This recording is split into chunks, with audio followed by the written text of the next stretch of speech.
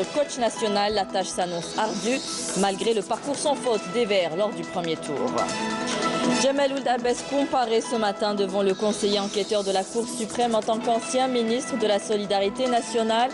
Il est poursuivi pour dilapidation de deniers publics et mauvaise utilisation de la fonction notamment. Et enfin, nous irons à Oran pour découvrir une ferme aquacole qui produit des moules, un investissement qui a fini par porter ses fruits. Bonjour à tous et merci de nous rejoindre. L'actualité de ce dimanche dominée par le football, le huitième de finale de la Coupe d'Afrique des Nations s'annonce comme le premier vrai test pour la sélection algérienne, même si les pronostics la donnent favorite par rapport à son adversaire, la Guinée. Le match est prévu donc ce soir à 20h heure algérienne. Il sera diffusé sur la chaîne terrestre. L'équipe nationale a effectué hier, comme vous le voyez en image, en présence de l'ensemble des 23 joueurs, sa dernière séance d'entraînement à la veille du match qui va l'opposer, je vous le rappelle, à la Guinée ce soir à 20h heure algérienne.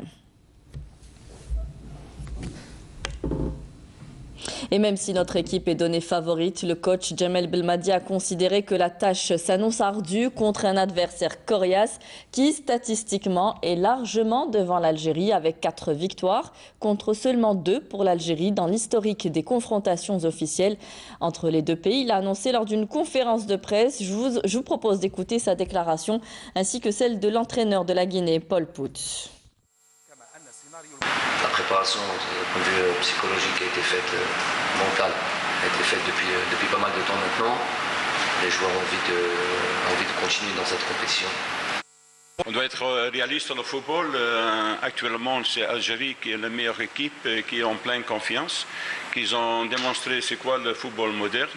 Et nous, on est en train de construire une équipe, mais je pense jusqu'à présent, on a fait de belles prestations aussi. Maintenant, c'est juste croire et donner jusqu'au bout pour affronter l'Algérie. Et autre rencontre à prévoir ce soir, Madagascar, RDC. Il s'agit de la première participation et qualification en 8e des ébus malgaches. Le match se jouera à 17h. La grande perdante de cette CAN, l'Égypte, elle a été éliminée hier de la compétition face à l'Afrique du Sud sur un score de 1-0. Le coup de sifflet final a fait l'effet d'un coup de massue pour les millions d'Égyptiens. Je vous le disais en titre, Jamel Ould Abbès a comparu ce matin devant le conseiller enquêteur de la Cour suprême. Il est poursuivi en tant qu'ancien ministre de la Solidarité nationale pour dilapidation de deniers publics, conclusion de contrats contraires à la réglementation, mauvaise utilisation de la fonction et falsification de procès-verbaux publics.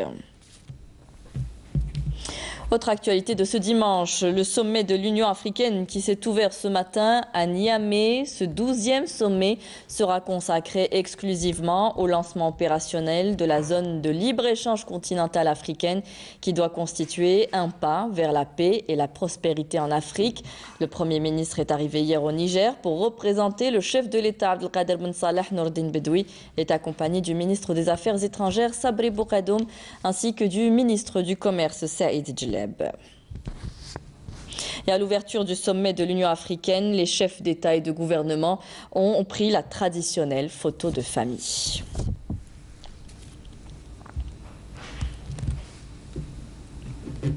Retour en Algérie, il fera chaud aujourd'hui, même très chaud. La plage reste un bon moyen de rafraîchissement. Baignez-vous dans les zones sécurisées et surtout évitez les endroits interdits à la baignade comme les barrages. Les risques de noyade sont très élevés.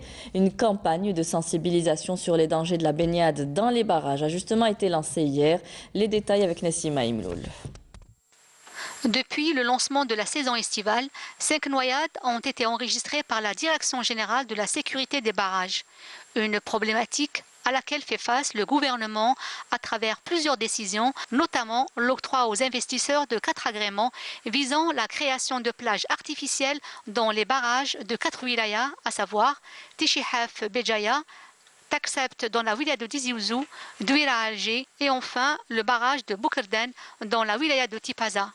À noter que 40 dossiers de demande de concession pour l'investissement et le développement des activités de loisirs et de détente dans les barrages sont en cours d'étude et d'évaluation. احنا في هذه المخاطر كاين اعطيك على سبيل المثال غير السدود وحدهم Je peux vous citer un exemple du danger de la baignade dans les barrages. Ces 5 dernières années, le bilan dépasse 100 morts. Je demande à certains secteurs sensibles, comme le ministère des Affaires religieuses, celui de l'éducation ou encore de la jeunesse et des sports, de lancer et d'insister sur la multiplication des campagnes de sensibilisation.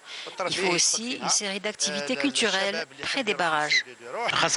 Les caractéristiques des eaux douces, c'est qu'elles sont très légères par rapport à l'eau de mer qui reste lourde et profonde. Les eaux des barrages sont froides, ce qui provoque un choc thermique. Mais le danger dans le barrage, c'est la boue qui constitue un véritable piège. L'Agence nationale de barrages et transferts précise que le bilan des 7 dernières années affiche 142 morts par noyade. Un appel de détresse est lancé pour l'aménagement et le développement des périmètres des barrages en structures de loisirs et de baignade, surtout en période estivale. Des espaces pour une meilleure sécurité sanitaire du citoyen. Plusieurs wilayas du pays procèdent ces derniers jours à la distribution de logements, tout type confondus, des logements attendus depuis des années pour certains souscripteurs. Des opérations similaires devraient avoir lieu dans les prochains jours dans d'autres régions du pays. Menel Boutouaba. Des décisions d'attribution et les clés de près de 400 logements publics locatifs et publics promotionnels ainsi que des aides à l'habitat rural ont été distribuées à leurs bénéficiaires. C'est la 10e opération du genre organisée à Bouira. Je suis vraiment très contente, ça fait 10 ans que j'attends ce moment, j'ai enfin un toit, vive l'Algérie. À ce jour, plus de 7000 logements ont été distribués. D'autres quotas seront distribués le 20 août et le 1er novembre. Notre objectif est de distribuer d'ici la fin de l'année plus de 9000 logements. Le programme dont a bénéficié la wilaya est un programme important. Le quota dépasse les 90 000 unités de différentes formules. Le taux d'avancement de ces projets dépasse actuellement les 70%. 70 000 unités sont achevées. Un important programme est également en cours de réalisation dans lequel le nombre d'unités dépasse les 21 000.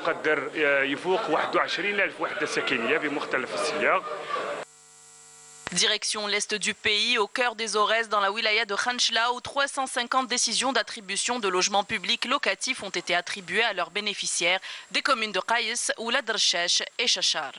Ce 5 juillet est une journée festive, une journée bénie. Dieu merci, nos prières ont été exaucées. Les opérations d'attribution se poursuivront jusqu'à la fin de l'année avec la distribution de 2500 logements sociaux et près de 10 000 parcelles de terrain destinées à l'autoconstruction. La célébration de la double fête de l'indépendance et de la jeunesse a été une occasion dans la wilaya de Mascara pour organiser également une cérémonie d'attribution de 877 logements de différentes formules et de 500 aides à l'habitat rural et destinées aux habitants des régions montagneuses, au grand bonheur des bénéficiaires de différentes communes de la wilaya. Les 1400 unités de logements sociaux ont été distribuées au sein d'un programme destiné à l'éradication de l'habitat précaire. Nous avons plus de 500 aides à l'habitat rural. Nous avons aussi au programme la distribution de logements ADL. Plus de 400 logements seront distribués le mois prochain.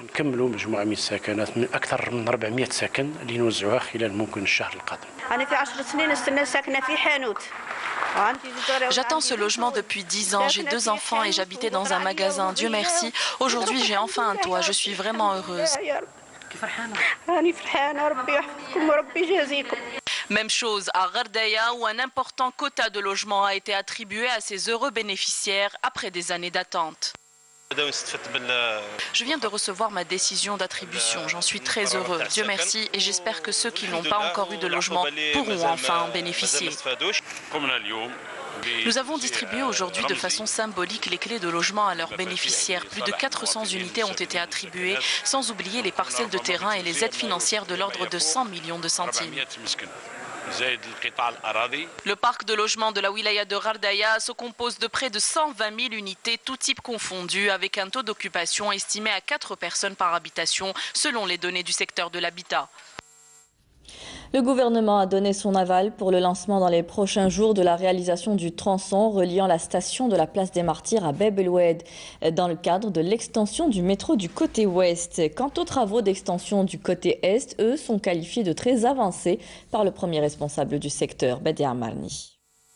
Les différents projets d'extension du métro d'Alger connaissent une bonne cadence dans l'avancement des travaux, surtout au niveau de la station de l'aéroport Houari Boumediene et la ligne reliant la station de Ain el-Nadja à Berraqi, où s'est rendu le ministre des Travaux publics et des Transports.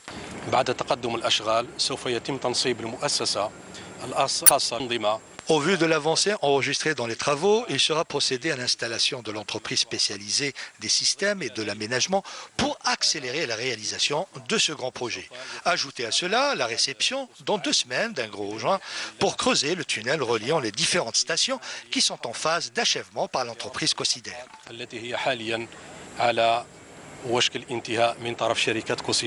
Le ministre s'est également rendu au projet de dédoublement de la route reliant Chraga à Ain Benyen qui connaît un certain relâchement dans sa réalisation. Et direction Oran à présent pour découvrir une ferme aquacole du côté de Christelle. Elle est spécialisée dans la conchiliculture ou la production de moules. Son chiffre annuel est estimé à 70 tonnes. Hasiba Abdallah. La production de moules a atteint plus de 70 tonnes cette année à Oran grâce à la ferme aquacole de Christelle. Un investissement privé très ambitieux qui couvre actuellement 30% des besoins du marché local. Un exploit pour le secteur de la pêche et de l'aquaculture. Nous sommes toujours en extension. En 2013, on a commencé par une capacité de 20 tonnes. Le prix de la moule jusqu'à 800 dinars sur le marché. Au fur et à mesure, nous sommes en train d'augmenter notre capacité de production qui vient d'atteindre actuellement 70 tonnes par an. Et le prix de la moule, il est de 500 dinars le kilo et la baissé. Ça veut dire à chaque fois qu'on augmente notre capacité de production, on essaie de cibler d'autres segments du marché, comme les professionnels, et on diminue le prix de notre produit. La nouveauté concerne l'investissement dans l'aquaculture, même si les projets d'investissement sont essentiellement orientés vers l'industrie, l'urbanisme et le tourisme. Il y a des investisseurs qui ont choisi l'aquaculture et ont pu concrétiser leurs projets, comme cette ferme aquacole, qui est un projet réussi. L'investisseur a commencé avec 2 filières et a fini aujourd'hui avec 8 filières, avec l'ambition d'agrandir encore plus son projet. Les autorités locales font en sorte d'encourager de telles initiatives avec entre autres des projets de rénovation au profit des ports. Elles tiennent par ailleurs à honorer toutes les initiatives en rapport avec le secteur, notamment la participation des associations à la manifestation des ports et des barrages bleus tenue le mois passé. Le littoral du côté ouest du pays a souvent connu des déversements, des eaux usées ou de déchets rejetés par les usines. La pollution de la mer est une problématique qui mériterait des mesures urgentes. Des contrôles de qualité sont effectués par le laboratoire d'hygiène de Tipaza. Les résultats détermineront l'ouverture ou pas de la plage au public. Fla Braz. Analyser l'eau de mer en recueillant des échantillons est une des missions confiées au laboratoire d'hygiène de Tipaza. Une autre équipe est chargée au sein du laboratoire d'effectuer une série d'analyses pour contrôler sa qualité et sa pureté. Nous venons d'analyser un échantillon d'eau de mer recueilli cette matinée pour examiner sa qualité et nous aurons les résultats après 72 heures. Le laboratoire reçoit chaque jour près d'une 60aine d'échantillons recueillis à travers les communes côtières de la wilaya. En dehors de la saison estivale, nous prélevons un échantillon par mois et en plein été, nous effectuons 4 prélèvements par mois, c'est-à-dire 1 par semaine. Quand les résultats sont mauvais, nous informons les autorités locales pour prendre les mesures nécessaires, notamment pour interdire la baignade. نقوم بإرسال النتائج إلى السلطات والسلطات تمنع السباحة في هذا الشاطئ للمحافظة على صحة المصطادين نتاعنا. Contrôler la qualité de l'eau de mer est un paramètre qui apporte confort et quiétude aux estivants et permet de lutter efficacement contre la transmission des maladies hydriques. L'Iran a confirmé ce dimanche qu'il commencerait dans la journée à enrichir de l'uranium à un niveau prohibé par l'accord sur son programme nucléaire conclu en 2015 et a menacé de s'affranchir d'autres obligations dans les 60 jours. Le résumé de l'actualité internationale avec Naïma Haouch. L'Iran menace de faire un 3e pas dans la réduction de ses engagements de l'accord nucléaire dans 60 jours, déclaration faite par le vice-ministre des Affaires étrangères lors d'une conférence de presse à Téhéran. Le conseil militaire au pouvoir au Soudan s'engage à protéger et à appliquer un accord conclu avec les chefs de la contestation pour dessiner les grandes lignes de la future période de transition. L'appel à la désobéissance civile a été annulé.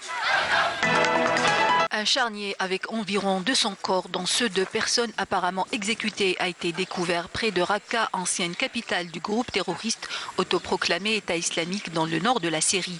Les secouristes du conseil civil de la ville de Raqqa et une ONG travaillent sur les lieux de la fosse commune de Foukhayra. Des milliers de manifestants anti-gouvernementaux commencent à manifester à Hong Kong près d'une gare controversée d'où partent les trains à grande vitesse pour la Chine continentale afin de maintenir la pression sur l'exécutif local pro-Pékin. Les Grecs votent pour des élections législatives anticipées à risque pour le Premier ministre Alexis Tsipras, qui, selon toutes les prévisions, devrait trébucher après un record de longévité par temps de crise. Quelques 10 millions d'électeurs sont appelés à voter jusqu'à 19h. Creusés à coups d'explosifs dans les sols gelés de Sibérie, des trous abyssaux de plusieurs centaines de mètres recèlent d'immenses gisements de diamants qui assurent à la Russie la suprématie dans les vitrines des joailliers du monde entier.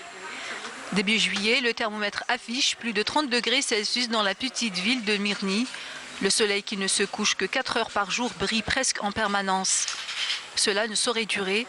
La région est réputée pour connaître les plus froids hivers de la planète qui durent 9 mois.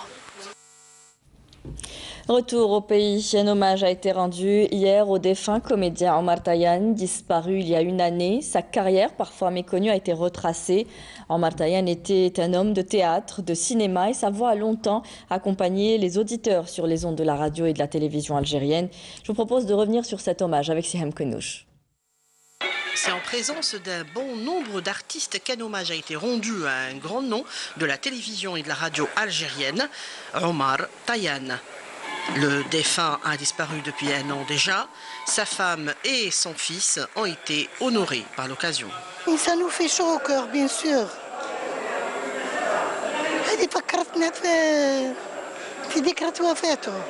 حبيت نشكر كامل الناس اللي وقفت وسهرت على هذا التكريم وعلى راسهم جمعية جوق الريحان ومحمد فورا ولا ولاية دبليدة ومدير الثقافة ولايمونا اليوم وذكرى ان شاء الله باش نترحموا على بابا والله يرحمك يا بابا ويوسع عليك. Un film qui retrace la vie du défunt a été diffusé. Ses amis en parlent avec une grande émotion. Omar, c'était un comédien très modeste et il se faisait pas beaucoup voir. Peut-être il y a des gens qui ne le connaissent pas bien, mais c'est un ancien comédien, il a fait du théâtre, il a joué dans des films cinéma et télévision. Et qui c'est qui ne le connaît pas quand il était à la radio El Bahja? C'est lui qui faisait la joie et la gaieté, la radio El Bahja. Mais Omar, c'est un monument, avec sa multiculture. Avant d'être à la radio, je me souviens, il était au théâtre avant, au cinéma, au ciné-club. Omar Tayan a laissé de très bons souvenirs avec ses collègues et surtout avec moi. Des souvenirs de travail, de compétences, de générosité, le sourire quotidien, toujours blagueur, toujours bien tiré à 4 épingles. C'était quand même d'une gentillesse, très serviable, très disponible. C'est un homme de théâtre, c'est un homme de cinéma, c'est un homme de communication, de radio. L'initiative prise par l'Union des journalistes Bureau de Blida et l'association Rihan est allouée. ما يخفاش الجمهور الجزائري او الاعلاميين انه السيد عمر الفنان عمر طايان كان مذيع، هو اول مذيع من ولايه البليده، ولهذا السبب احنا كاعلاميين وكمكتب وطني للصحفيين الاعلاميين الجزائريين مكتب بليده حبينا ناخذ كذلك المبادره ونعرفوا الجيل الصاعد ولا الجيل الحاضر بالاعلاميين القدامى. Un homme de culture qui a laissé un grand vide parmi les siens et parmi ses amis. Et comme il le disait si bien, Allah alaikum. C'est la fin de ce journal. Merci à vous tous de nous avoir prêté attention. Je vous rappelle que le match Algérie-Guinée sera retransmis ce soir en direct sur la chaîne terrestre à 20h. Pour cette raison, le journal télévisé du 20h sera décalé et avancé à 19h et celui de Canal Algérie à 18h. Très bonne écoute sur, ou en tout cas, on vous souhaite de suivre les programmes de Canal Algérie. Vous pouvez revoir tous nos programmes sur Facebook et YouTube, les adresses qui s'affichent en bas de votre écran. Tout de suite, le point météo avec Amel Laribi. Et ce soir, vous retrouverez Amina Zahouf à 18h donc pour le journal.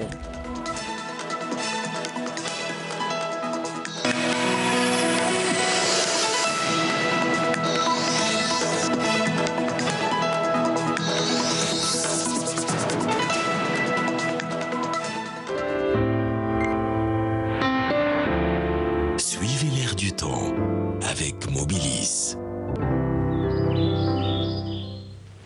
Madame, Monsieur, bonjour. Eh bien, le temps s'annonce chaud au nord comme au sud avec des températures caniculaires sous un ciel le plus souvent voilé sur les régions de l'ouest, le centre également, l'est du pays, partiellement voilé vers l'extrême sud, le Hégard et le Tassili, également le sud-ouest, la Saoura, le Nord-Sahara et les oasis. Pour cet après-midi, eh bien, le ciel restera le plus souvent voilé à localement nuageux avec un temps pré-orageux sur pratiquement l'ensemble des régions côtières, passagèrement nuageux sur les régions intérieures et le haut plateau de l'ouest, le centre, également l'est du pays accompagné d'orages qui peuvent engendrer quelques pluies l'après-midi. Ces orages peuvent déborder, mais en soirée près des côtes ouest et centre. La moitié sud partiellement voilée sur le sud-ouest, la Saoura, le Nord-Sahara, également les oasis avec des cellules orageuses, cette fois-ci sur le Nord-Sahara, partiellement nuageux vers l'extrême sud, le Hégard et le Tassili avec des foyers orageux durant la journée. Le plus souvent dégagé sur le Sahara central, également le Sahara oriental. Les températures, eh bien, comme je vous l'ai dit tout à l'heure, c'est des températures caniculaires au nord comme au sud, avec toutefois un maximum de 43 degrés du côté de Msila, 42 Mascara, 41 degrés à Tizi Ouzou, 40 du côté d'Oran, 37 Al-Biyad, également Djelfa et Al-Biyad, 39 Alger, 34 à Annaba, 36 degrés Sétif, Batna, au sud 43 degrés vers Béchar, Gardaya, 45 du côté de Biskra, 46 Tindouf, Insalah, 37 à Tamanrasset, Janet, 45 vers l'extrême sud et enfin le maximum 47 degrés à Drar, Hassim Soud et Ouagla. Les minimales durant cette soirée, eh bien, elles seront comprises près des côtes entre 20 et 27 degrés, variant entre 21 et 24 degrés vers les régions intérieures. Au sud, 28 à 33 degrés de la Saoura vers les oasis, 33 également Hassim Soud, Ouagla, Adrar, 26 degrés à Tindou, 24 le Hégard et le Tassili, 29 degrés vers l'extrême sud et enfin 27 degrés vers le Sahara oriental. Et comme toujours, on termine ce bulletin avec l'éphéméride. Pour aujourd'hui, dimanche 7 juillet, le soleil se couchera vers 20h10. Et pour davantage d'informations, vous avez les sites de Météo Algérie et vous pourrez suivre ce bulletin sur YouTube. Passez une excellente après-midi sur Canal Algérie et à ce soir. Suivez l'air du temps avec Mobilis. La nouvelle approche du chef de l'État concernant le dialogue national et les élections